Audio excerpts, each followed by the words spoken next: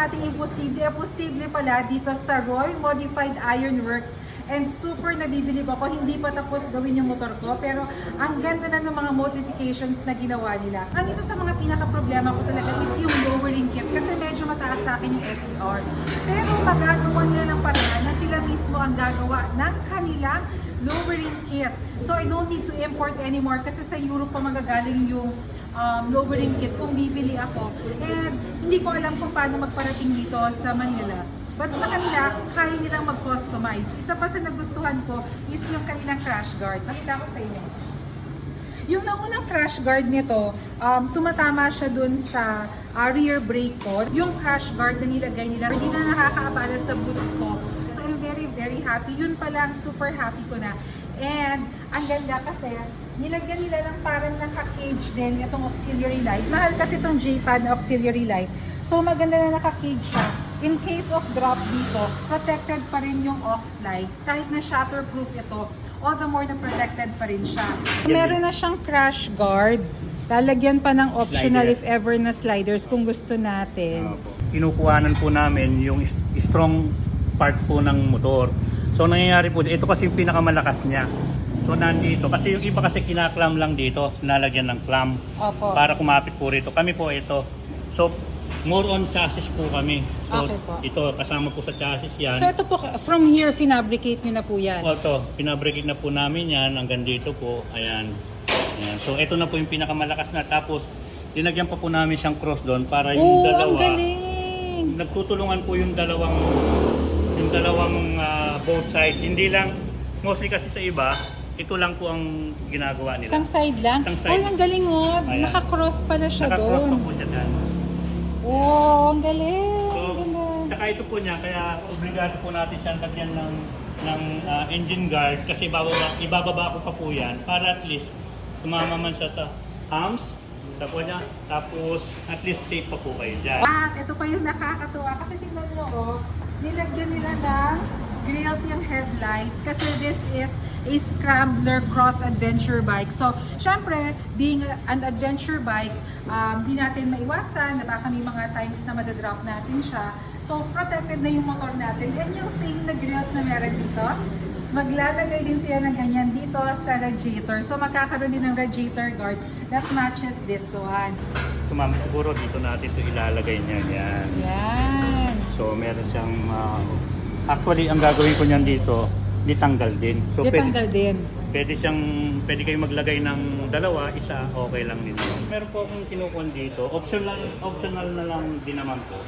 Kasi minsan gusto kong lagyan din ng, di ba, ayaw nyo ba lagyan ng konti maliit ng top box dito naman? Tingnan niyo po kalaki itong Okay. so hindi po siya ganun kalaki kung ilalagay ko doon. Okay So po. parang minsan maglalagay kayo ng bag, pwede rin siyang patungan mo, at the same time, pwede mo rin tanggalin. Optional po. Oh, okay. Pwede So kung removable, Removable maganda po. po yun. Mhm. Opo. Para kung kailangan, at least minsan meron na. kasi, May meron abang na. Apo. Mostly kasi pag nagra-ride tayo, minsan may mga dalang gamit, mga van, so hindi naman makapunta yung mga sasakyan. Kapag may option po tayo, na Apo. pwede natin ilagay yung bag dito na itali. Apo. Kayo rin po naglagay nito? Itong crash guard nito? Yan, opo. So ito, nilagay din nila. Kasi wala rin masyado mabiling aftermarket Wala po nito. Napakamahal po. Tsaka mahal po ng mga permit. Ayun, sir, nabanggit nyo nga yung sa pricing point. By how much cheaper po ba ang price nyo compared dun sa mga nakikita natin na aftermarket? Minsan, kalahati po difference. Oo, napakalaki po ng difference. At the same time, yung quality po, at saka yung metal na ginagamit natin, hindi po siya ordinaryong nabibili ng kung saan hardware. So, in-order ko pa po yung metal ko. At the same time, yung gamit po natin is TIG. Hindi po siya welding. So, kung mapapansin niyo po, anak na, pakita na, gaya po nito, itong GS po ito. Ayan, pinabrigate na rin po namin yan. So fabricated to lahat? Opo. Oh. Ginawa na po namin lahat yan. Pati po center stand, lahat po yan. Sir, kahit estimate lang, magkano inabot ng ganito?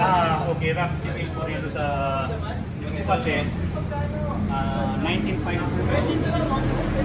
Tapos ito po nasa Actually, parang half nga.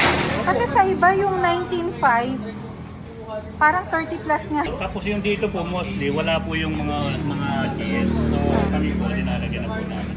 Oh. At saka 2-piece lang po siya. Yung mostly po kasi sa iba, 4 yan. Kaya pag tumumba, gumagalaw. Kami, 2 piraso lang yan. Kaya pag sinukulog mo, yakap na yakap siya. Okay.